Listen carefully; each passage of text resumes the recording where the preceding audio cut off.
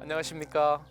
저는 경기도 이천에서 목회하고 있는 백사중앙교회 조현호 목사입니다. 그루터기를 드시는 하나님, 이 제목으로 잠깐 말씀을 나누겠습니다. 왜 나는 기독교인이 아닌가? 라는 책으로 유명한 버틀란트 러셀은 영국이 낳은 20세기의 철학자고 평화주의자였습니다. 그가 남긴 많은 책 중에 파워, 즉 권력이라는 책이 있습니다. 러셀은 권력이 인간 누구나 가지는 본능이고 또 탐욕이라는 말로 시작합니다. 러셀은 권력이 4가지 유형으로 표출된다고 말합니다. 처음 유형을 경제력이라고 하고, 두 번째 유형을 군사력이라고 합니다. 그리고 세 번째 유형을 문화의 힘이라고 하고, 네 번째 유형을 시민의 힘이라고 부르고 있습니다. 이 4가지의 힘들이 균형을 이루게 되는 날, 그것은 소셜 파워, 즉 무서운 사회의 힘으로 나타난다는 것입니다. 그러나 러셀은 여기서 끝나지 않습니다. 이 4가지 힘들이 균형을 이루어 사회의 힘이 되었다 할지라도 파워는 항상 윤리적 책임 앞에 서 있다는 것입니다.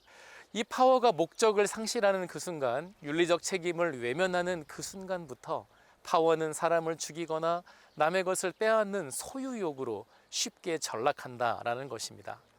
이 시간 저는 다윗과 그의 왕국을 묵상하고자 합니다. 다윗이 온 이스라엘 백성을 다스려 다윗이 온 백성에게 정의와 공의를 행할세라는 하나님 말씀은 하나님께서 이 지상에서 실험하시고자 하는 하나님 왕국에 근접한 모형이었습니다. 그러기에 이것은 다윗의 왕국이 아니라 하나님의 왕국, 하나님의 왕국의 한 모형이었다고 해야 할 것입니다. 헤브론에서도 예루살렘에서도 이 장로와 민중의 추대를 받아 왕위에 올랐습니다. 이것은 설득에 의한 파워였습니다. 러셀은 이것을 시민의 파워라고 불렀고, 그것은 이미 말없는 민주주의를 구현하고 있었습니다. 다윗이 세운 왕국에는 하나님께서 아브라함에게 약속하셨던 땅이 성취되고 있었습니다. 신앙적으로는 하나님의 약속의 성취였고, 정치적으로는 기름진 초생딸의 중심이 되었고, 경제적으로는 러셀이 말하는 경제 강국이 되었습니다. 다윗은 그의 7위 동안에 살생을 철저히 금했고요, 자신을 해치려던 사울 가문의 후손까지도 품는 사랑의 정치를 펴갔습니다. 그리고 모든 백성을 정의와 공의로 다스렸다라고 성경은 증언합니다. 민심은 다윗에게로 집중되었습니다. 그곳에는 시민의 파워가 살아 있었습니다. 남유다와 북이스라엘이 화해하고 민족이 하나 되는 강력한 통일 왕국으로 발돋움하였습니다. 하나님께서 약속하신 땅과 민족이 성취되고 있었습니다. 이 영광 뒤에는 하나님을 향한 다윗의 뜨거운 열정과 기도가 있었습니다. 러셀의 용어로는 권력의 윤리적 책임이 살아 있었습니다. 그러나 다윗의 정치 드라마 제2막은 갑자기 어두운 모습으로 드러납니다.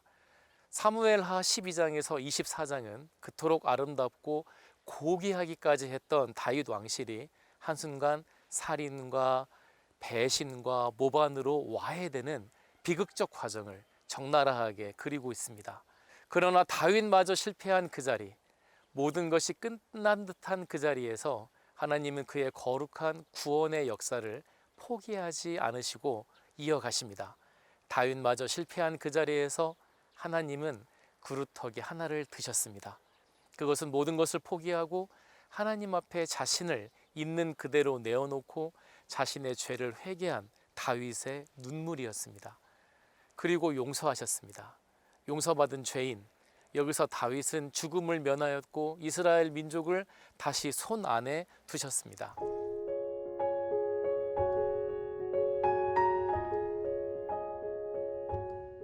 이 코로나 바이러스로 인한 어두움의 시대에 하나님의 구원 역사는 지상 왕국의 그 어떤 영광도 드시지 않습니다.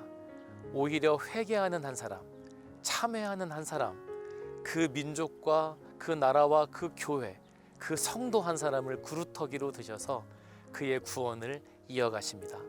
오늘 이 시대에 여러분과 저를 부르고 있습니다.